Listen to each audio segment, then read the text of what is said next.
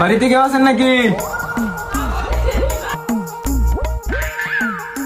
কি হয়েছে ভাই, কে লেগে আইসুন? ভাই আমি তো বিদ্যুৎ অফিস থেকে এসেছি আপনাদের মিটারটা চেক করার জন্য। আচ্ছা ভাই, আইন সমস্যা নাই।